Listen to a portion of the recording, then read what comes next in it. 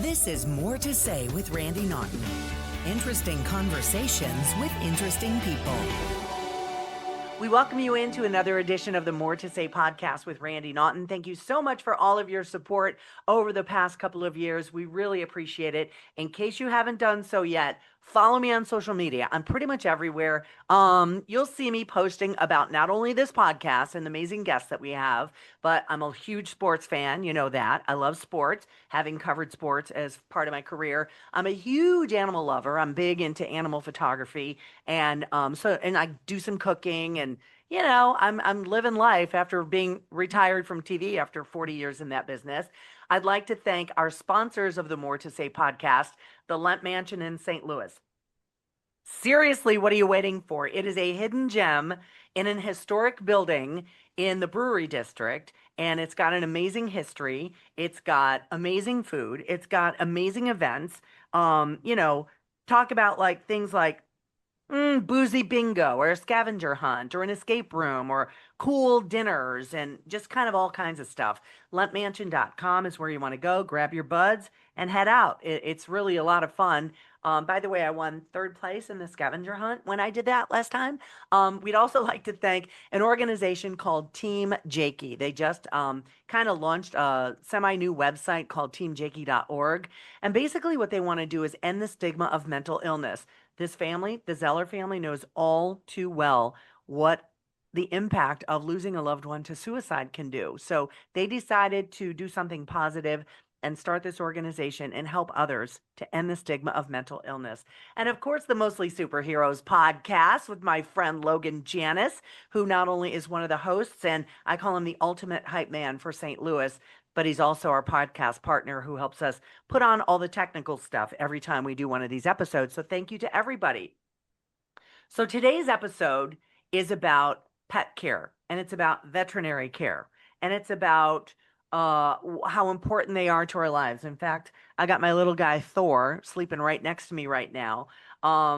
They're important. I love animals. I've had pets my whole life, basically, and I know many of you have as well. I read an article not too long ago. It was in the Boston Globe. It says that veterinary prices have increased more than 60% in the past decade. That's according to federal data. But an increasing number of Americans have had to surrender their pets because they simply can no longer afford them. And also, veterinary prices are going up and down. They're finding out that a lot of major corporations like the Mars Candy Company, they're taking over independent veterinary practices. And because they're kind of overseen by these corporate overlords, they're raising all these prices. I don't know about you, but veterinary care for my little dude who's elderly, he's a 14, 15-year-old guy. Right, Thor, I'm talking about. I got to get him and show you. Come here, Lovey. Come here. Don't fight. Come here. He's literally growling at me. Anyway, this is Thor. He's a 15-year-old little dachshund mix. But, the veterinary bills, I've noticed huge. They've gone. You went down. Okay, buddy. Bye, everybody. Anyway, veterinary bills have gone up. So I'm like, who can we talk to about this? What can we do about it as pet owners? And what are others seeing? So I thought I would talk to two animal entities in the bi-state area. One in Missouri is the Animal Protective Association, whom we'll speak with later. But right now, I'd like to welcome in Alicia Vianello. She is the executive director of Gateway Pet Guardians out of the Metro East, out of East St. Louis. Thank you for joining us. I know it was a long intro, but I kind of had to make those points. How you doing? Yeah, I'm doing great. I'm here with my foster dog. His name's Tiny Tim. I love it. Is a senior Chihuahua who he's disabled. He's actually missing a foot and some toes. Poor But he's baby. adoption. He's doing great. So he's going to be hanging out with us today. So I want to ask you because you also, this is what you do. You adopt pets, you help people understand what pet care means, vaccination clinics, things like that. Are you hearing from any people who may be surrendering their pets or, oh, I can't get a pet or a dog or a cat because of the veterinary bills? I don't want to put words into your mouth, but you tell me, Alicia, what are you hearing on your end in the Metro East? Yeah, I mean it's a huge problem. You're seeing it everywhere, and where we are, there are no vet clinics. It is a resource desert. So we are actually the only vet clinic, and we serve 6 zip codes. So East St. Louis, Cahokia Heights, Fairmont City, Washington Park, and there is nothing here for pet owners. So not only is this a more low income area that has limited income, they're also there's nowhere for them to go. But now that we're here, and if we can't get them in, they're having to either go across the river or drive a long way, or they may not be able to afford it. They might not have transportation. It's really been a huge challenge. So do you see people bringing their pets in there saying, I just can't afford it anymore? Yeah, and I think a lot of people are overwhelmed because they can't afford it. They don't know what to do. Thankfully, we do have our low cost clinic, is how we combat it. So we do offer, so anytime someone says that to us, we're like, hey, if you're in our service area, we offer low cost medical care for you. And it's even cheaper if you get your pet spayed or neutered through us, which is free. So we try to combat it the best we can. Unfortunately, we did have a veterinarian pass away, and so we have really limited capacity, which Hmm. does make it harder for people to get in. So we're seeing that quite a bit. We're also seeing there's a real lack of affordable, pet-friendly, pet-inclusive housing. The price of pet food along with vet care has also skyrocketed due Yeah. to all the costs that these pet food companies are getting. So owning a pet is really expensive, and it's so hard because everyone deserves the love of a pet. You shouldn't have to have a certain income level to be able to receive the love of a pet. And oftentimes, a lot of low income pet owners don't go out and acquire pets. They find them, like in our community, they roam into their yard. Their tenant moves out and leaves them. Their nephew moves out and leaves their pets. We just see that over and over. And then people are like, hey, I got this dog or cat and I want to keep it, but I can't afford its care. What do I do? So we're really trying our best to help that community. Yeah, and back to the pricing of veterinary care. I go to a private veterinarian, which I noticed has expanded to multiple locations now under the Hmm. same name. And I'm like, I am wondering if this what was I thought was an independent veterinary practice, if it's now private equity firms and big corporations. Right. I don't know. I didn't ask. And again, my dog is elderly, and unfortunately I won't have him forever. And I understand that. As a pet owner, you know all too well that, they're not here long as you want them to be. Hmm. But what do we do? Do we seek out organizations like yours? And you only have so many Yeah. resources as well. Right. I mean, the United States needs so much more nonprofit medical clinics. You see a lot of like vaccine clinics that are nonprofit that might be more affordable, but the actual medical care is what people need to keep their pets. So when they're sick or injured, being able to afford care. And then even if you go to a private practice and you can't afford it, they might have like care credit. Well, you have to be able to qualify for care Yeah. credit, which a lot of people can't. So we actually offer a program called vet billing that has interest-free, no credit checks. That's another thing. People may not even qualify with their credit. So between the interest and the credit, it's really hard. So we offer this so that people can have payment plans.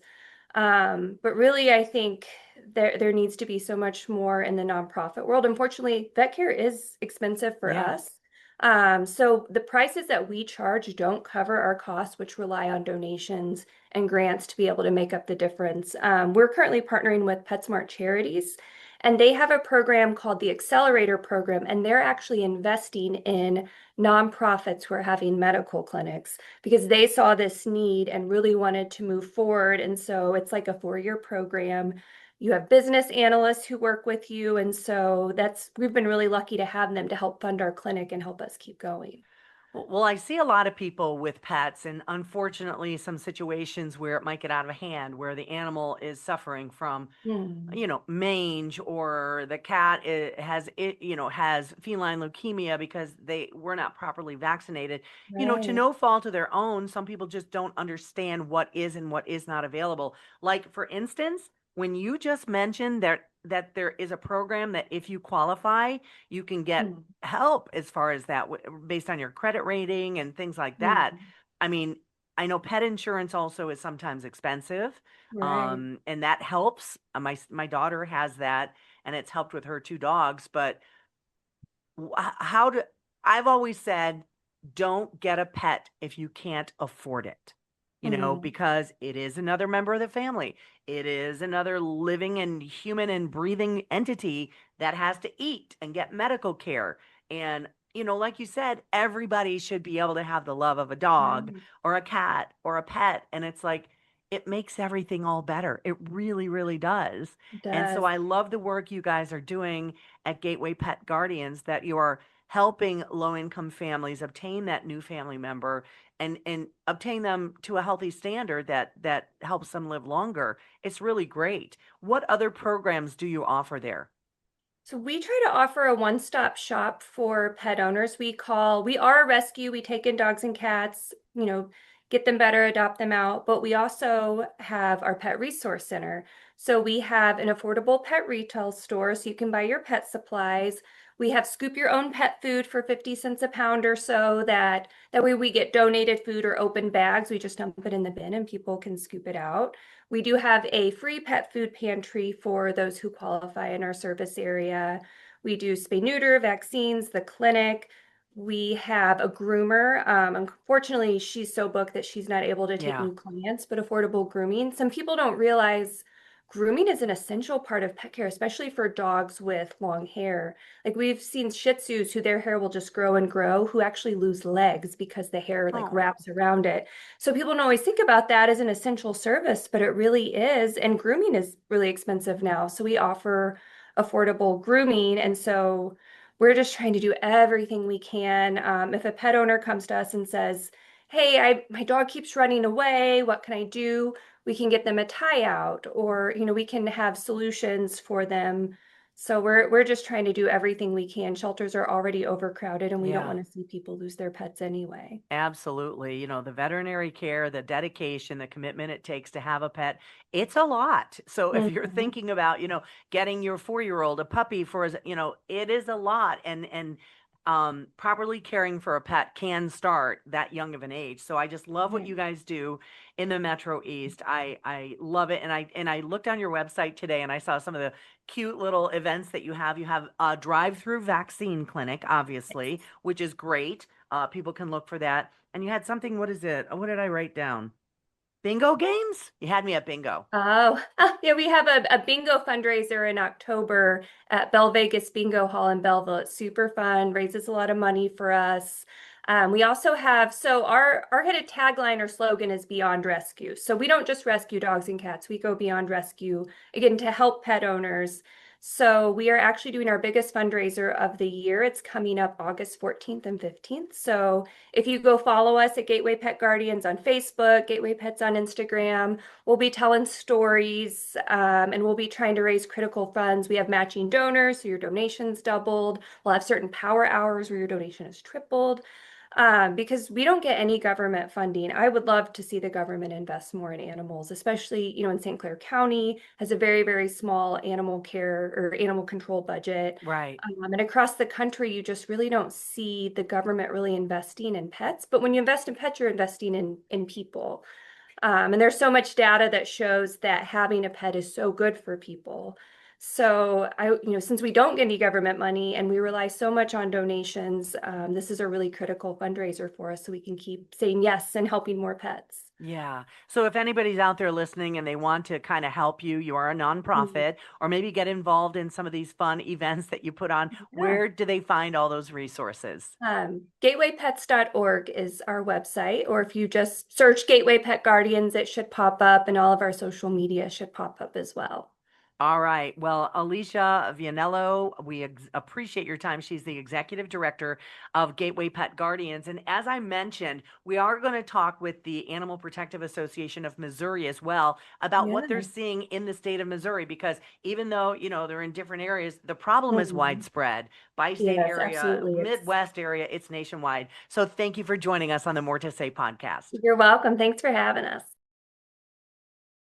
Hi, everyone. It's Randy Naughton from the More to Say podcast with another sponsor shout out. When is the last time you've been to the Lemp Mansion in St. Louis? Did you know it is one of the most haunted places in all of North America with an incredible history? It's a beautiful building, first of all, and they've got so many events. When's the last time you've been there? They've got boozy bingo, holiday brunches, events like weddings and parties, a scavenger hunt, overnight stays, if you dare, Spirit with the Spirit tours, and their legendary all-you-can-eat family-style fried chicken dinners on Sundays.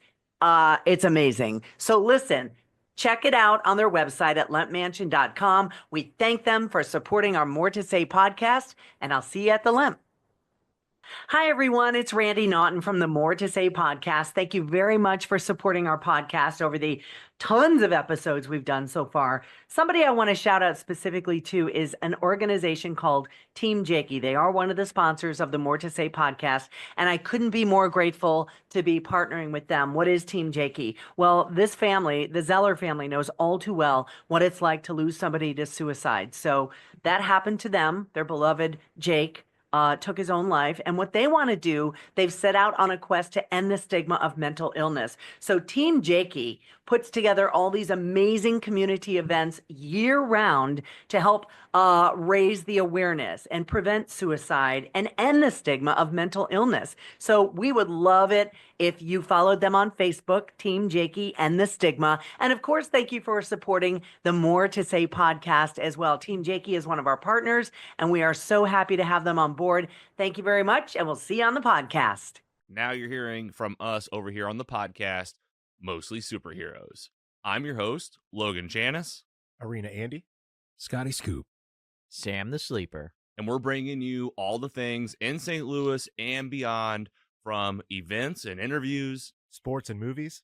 Comics and games. To community and news.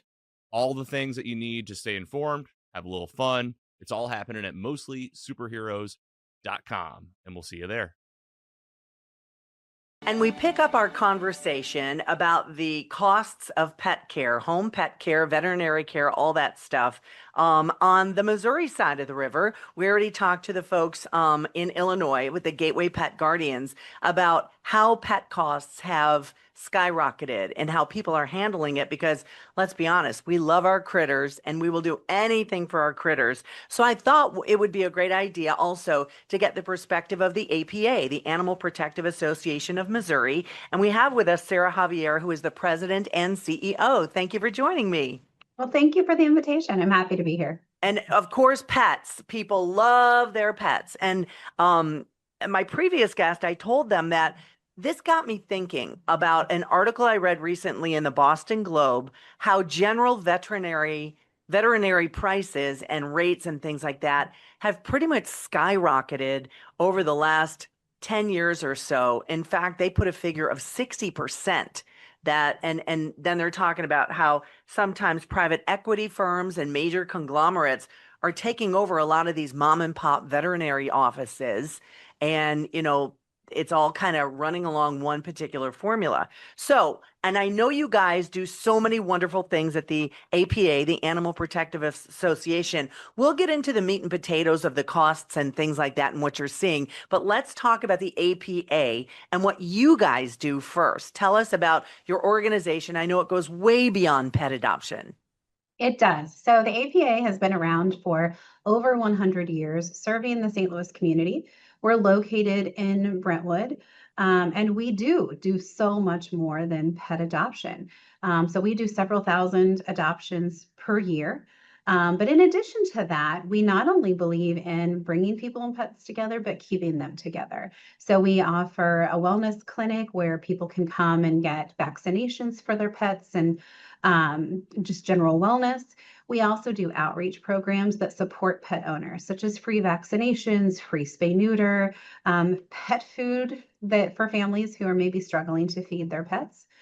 We also do education programs such as summer camps, animal safety. We go into senior living communities, and we also have programs that support people who maybe need a little bit of help, such as our program Safe Care that provides temporary foster care to pets for people who are trying to leave a violent relationship, because in many instances, those individuals will stay in a violent relationship to protect their pet.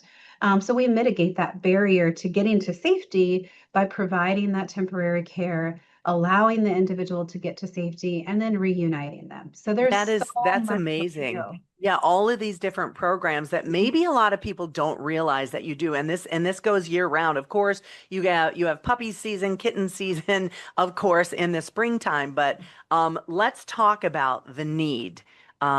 Especially in the last year in the St. Louis area with the devastating tornadoes that happened throughout St. Louis in May.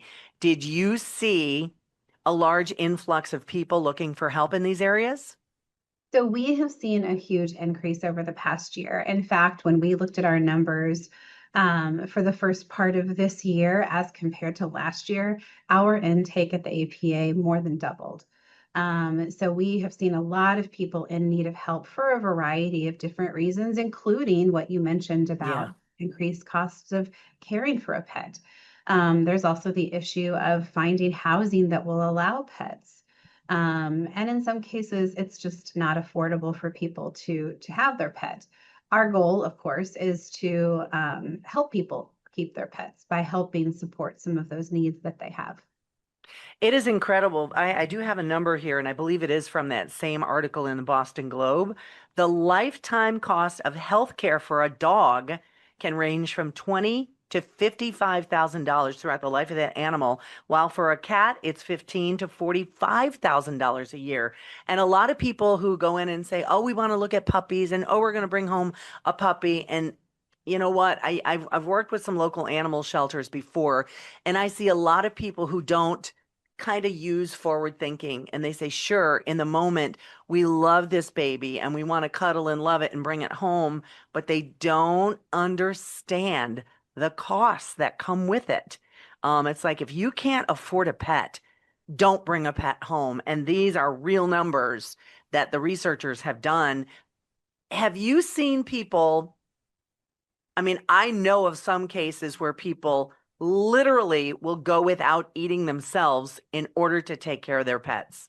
That's how important they are to them. Yes, I would agree with that. I would definitely say that that is something that we have experienced. It's one of the reasons that we started in looking at pet food distribution to the community. We started partnering with human serving food pantries. One of the things that people experience is a barrier to transportation. So it's difficult to go one place to get food for your family, another place to get pet food if you're struggling. So we collaborate with those human serving pantries to get pet food to them, and then they can distribute it at the same time as humans are getting food to help themselves. That is an amazing thing to do. And these are, pet organizations, in my opinion, because again, I've been involved with them for many, many years, Open Door Animal Sanctuary being one of them out in House Springs. But it seems like your role has evolved over the years from just taking in wayward puppies and kittens and stray dogs and things like that to all of these outreach programs. It's pretty incredible what you're offering, and I'm guessing it's a year-long endeavor. That's true. We do it 365 days a year. Even on days that our shelter is closed for holidays, we still have to come in and take care of the pets. So this is something that we're passionate about, we're very committed to. And we also want to help keep pets in homes after we find homes for them. Yeah, and that's the thing where people kind of realize, uh-oh, I made a mistake, and it happens, right? How often do you see it? So I think that I would say that most people who do come in to adopt have considered the costs of the pet. And those are conversations that, we have before adoption and talking to an individual, sharing information. What I think we see more often is that there are circumstances that people could not have anticipated that contribute to this. So maybe it's, the loss of a job. And of course, we see a variety of things in our economy now. People losing a job, maybe that contributes to it. Sometimes it's a situation where there's a divorce or an individual passes away. And so there are a lot of unexpected things that I think contribute to this, because I feel like the majority of people who we see going into adoption have thought through this to some degree. Not everyone, but I would say most people do. But we just cannot anticipate the things that could happen. Right. Do you hear at all people saying, "Uh-oh, I just can't afford it. I didn't realize." Sometimes, yeah, there are always those individuals as well. They didn't realize how much work goes into owning a pet. They didn't realize maybe how much exercise they need, or the costs. And we do try to have those conversations. We also have programs that help individuals who find themselves, stuck in a situation where they're like, "Oh my goodness, this is going to cost so much." And I think one of those things, it's again unexpected, is your pet incurs an illness or an injury. Right. And very often, I think people can afford the vaccine costs or the annual costs, but people don't plan for the thousands of dollars surgery that might come up. And again, in an effort to mitigate that and keep pets in the home, one of the programs we have is called Hope Fund, and that actually is a program that people can apply to, and it will help support some of those veterinary services.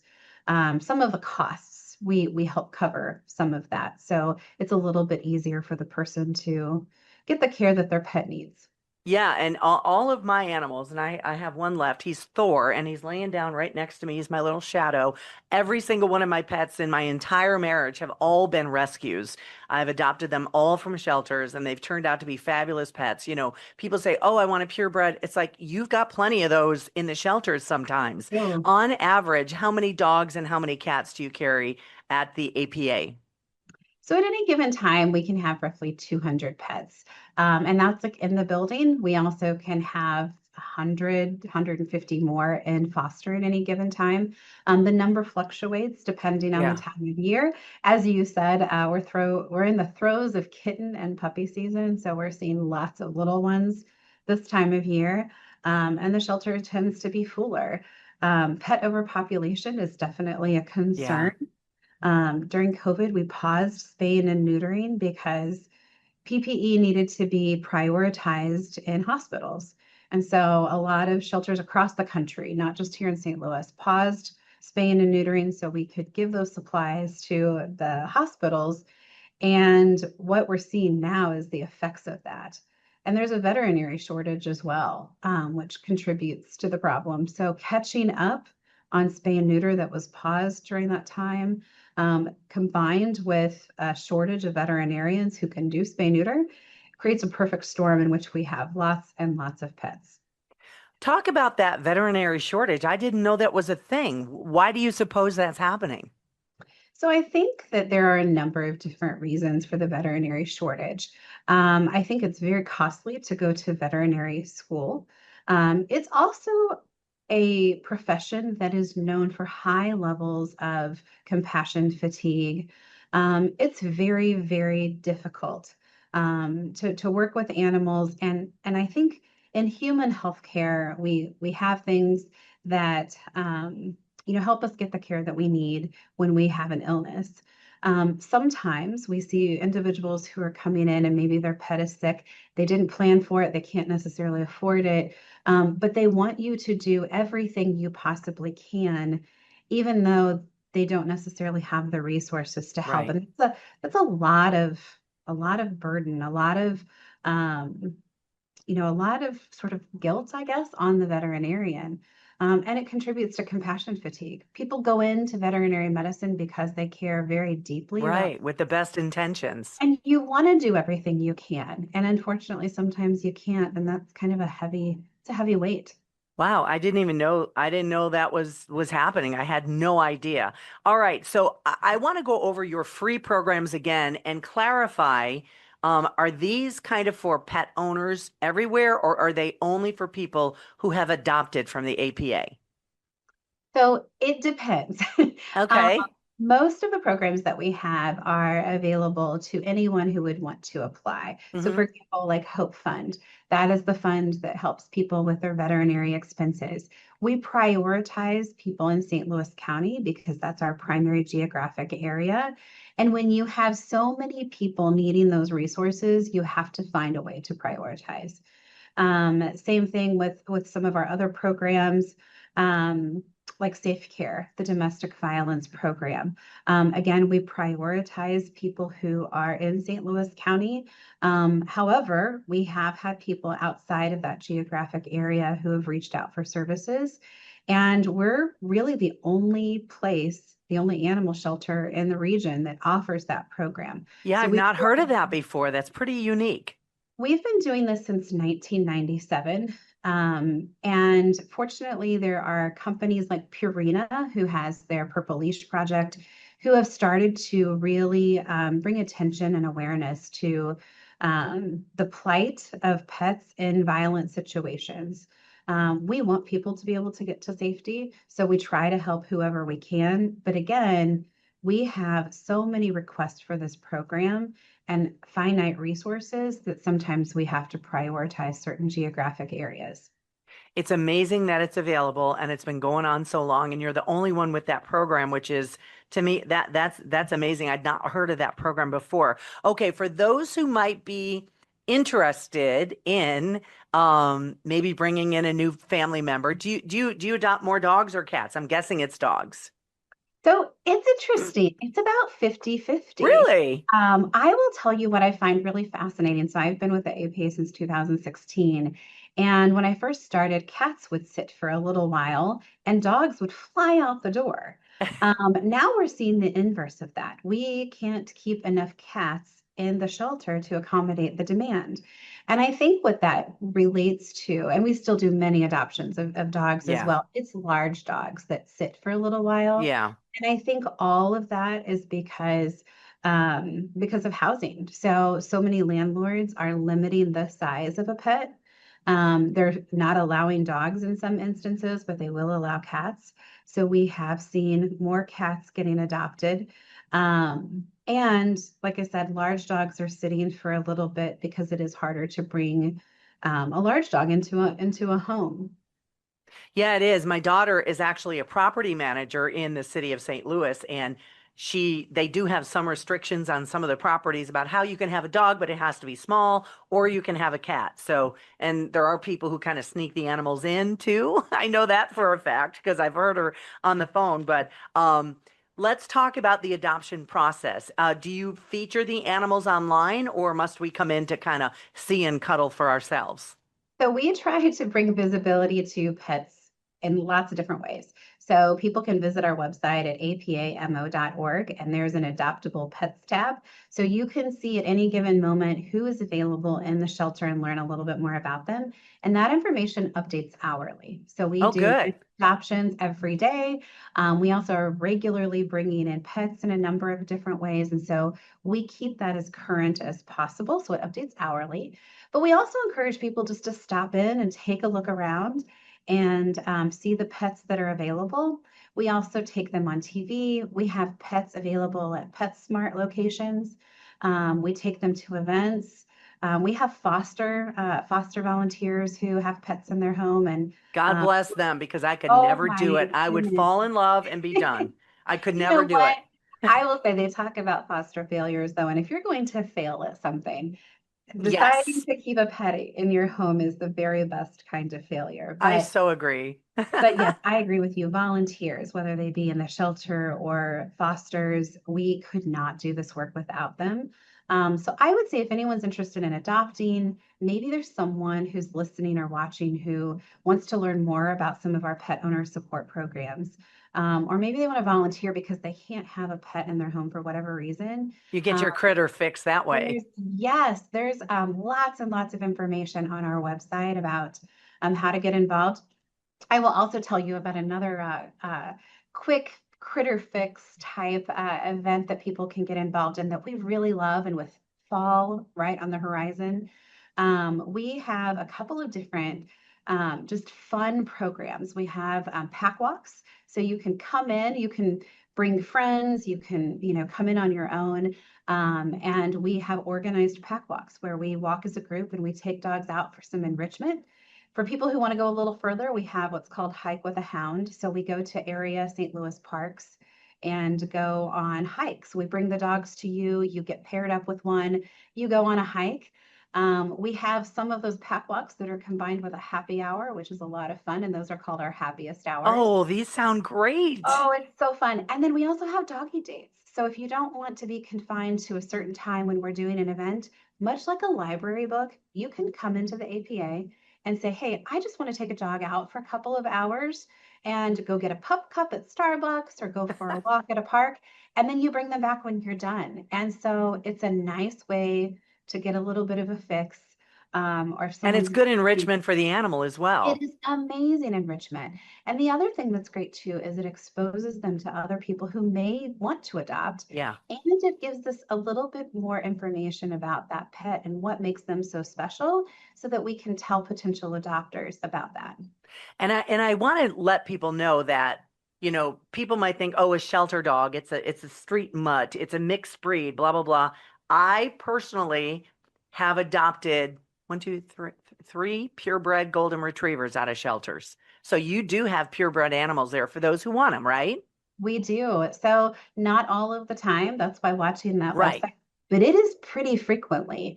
It is not uncommon to get a purebred pet. Now, I will say at the APA, we do not breed label. So unless they come with some sort of paperwork that says this is what they are, we don't breed label. But sometimes you can look and see that purebred golden retriever. Absolutely.